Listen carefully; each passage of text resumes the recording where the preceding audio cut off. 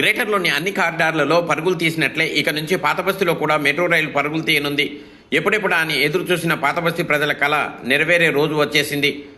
Congress party ఇచ్చిన హామీని నిలబెట్టుకుంటోంది.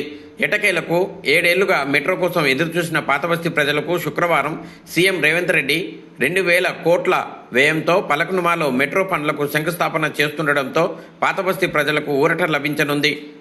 ప్రత్యేక తెలంగాణ రాష్ట్రం వచ్చినప్పటి నుంచి 2 సార్లు కేసీఆర్ ప్రభుత్వం ఏర్పడిన అనంతరం ఈసారి కాంగ్రెస్ ప్రభుత్వం రావడంతో ఇక పాతబస్తీలో మెట్రో రైలు ప్రాజెక్టు పనులకు మోక్షం కలుగుతుందని భావించిన పాతబస్తీ ప్రజల కళ నెరవేరే రోజు వచ్చేసింది. గతంలో పాతబస్తీలో మెట్రో పనులు చేపట్టకపోవడం పట్ల పెద్ద ఎత్తున నిరసనలు వెల్లువెత్తాయి. మెట్రో రైలు సాధన కోసం ఏర్పడిన old city metro rail joint action committee ఆధ్వర్యంలో గతంలో పలు నిరసన కార్యక్రమాలతో పాటు ఆందోళనను ఉధృతం చేశారు. మజ్లిసేతర పార్టీలన్నీ ఏకమై 2017 నవంబర్ 21న నాయకులందరూ జాయింట్ యాక్షన్ కమిటీగా ఏర్పాటయ్యారు. అప్పటి అధికార పార్టీ అయిన బీఆర్ఎస్తో పాటు అన్ని పార్టీల నాయకులు ఈ జేఏసీలో ఉండి మెట్రో రైలు సాధన కోసం ఆందోళనలు చేపట్టారు. హైదరాబాద్ ఎంపీ అసదుద్దీన్ ఓవైసీతో పాటు Majlis party floor leader Akbaruddin Owaisi కూడా పాతబస్తీలో మెట్రో రైలు పనులను వెంటనే ప్రారంభించాలని కోరారు. 1-2 సార్లు సంబంధిత అధికారులతో కలిసి పాతబస్తీలో పర్యటన సైతం నిర్వహించారు. కానీ ఆచరణ సాధ్యం కాలేదు.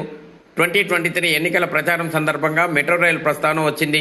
ఫలితాలు వెలువడి తమ ప్రభుత్వం వచ్చిన వెంటనే పాతబస్తీలో మెట్రో పనులు ప్రారంభమవుతాయని కాంగ్రెస్ పార్టీ అధిష్టానం హామీ ఇచ్చింది.